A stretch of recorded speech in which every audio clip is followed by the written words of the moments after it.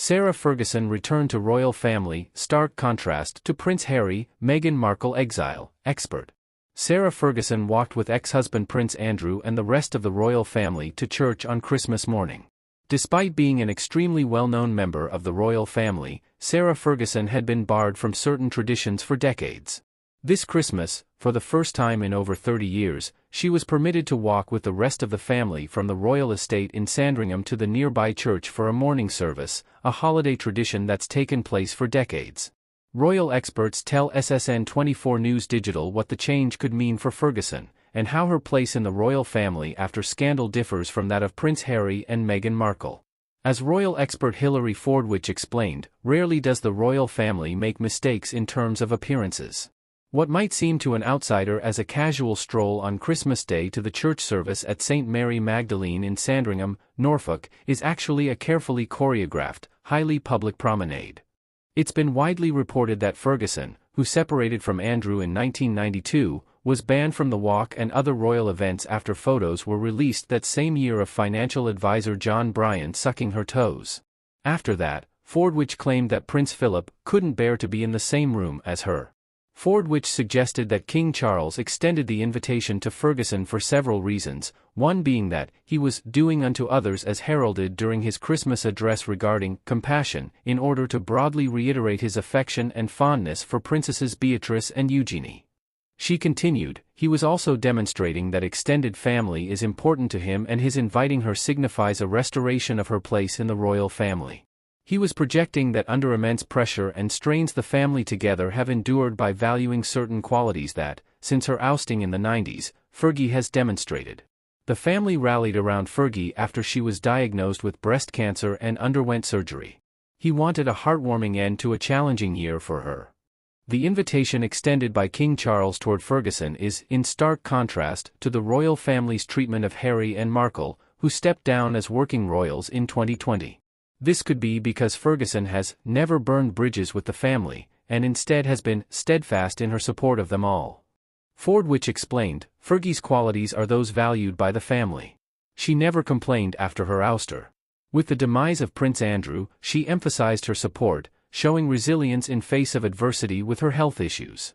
The expert suggested that instead of considering that Ferguson's rehabilitation might give hope to Harry and Markle that they may someday be welcomed back similarly, royal family fans see this as a strong sign that those who don't throw the family under the proverbial bus are welcomed back. Also, in contrast to Harry and Markle, Fergie spoke about her special bond with the Queen, describing her as her total idol.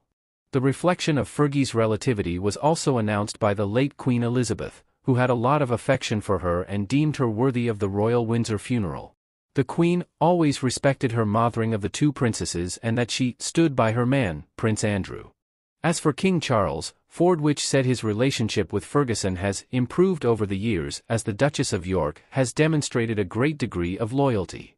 The reigning monarch has appreciated that she's never spilled the beans, nor overtly cashed in negatively, and his acceptance of her is a reward for her loyalty.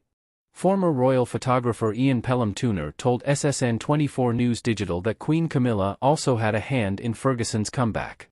Turner pointed out that Camilla extended an invitation to Ferguson to recuperate in Balmoral after she had a mastectomy in June, saying, I believe her compassion for Fergie to be given respite and support helped part of the healing process both medically and from a family point of view.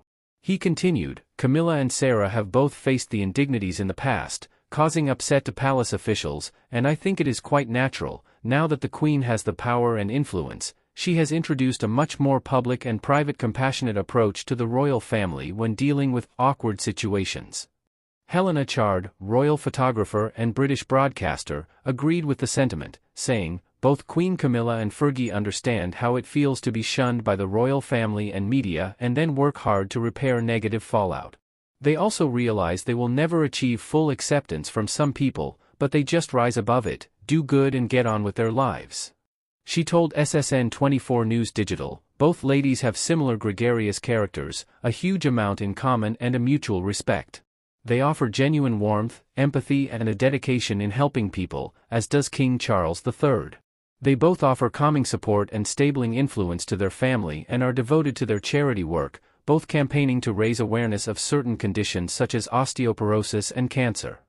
As she claims, the majority of the UK public are thrilled and were happy to see her beaming away this Christmas at Sandringham. Relatable Fergie is definitely in vogue. Meanwhile, the reception toward Harry and Markle isn't nearly as warm. As Christopher Anderson, author of The King, suggested to SSN24 News Digital in November, Charles is primarily upset with Harry because he wrote about Camilla in his memoir, Spare. My feeling is that Charles can so easily turn his back on Harry because Harry committed the one unforgivable sin. Harry dissed Camilla in his book, Spare, branding her a villain, Anderson said.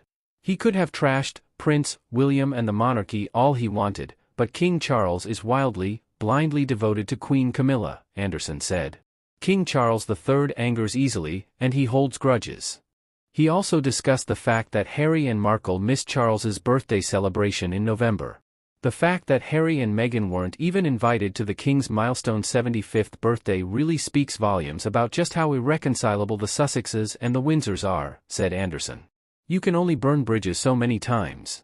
He added, the bottom line is that the Sussexes and the rest of the royal family will continue to have nothing to do with each other for the foreseeable future, full stop.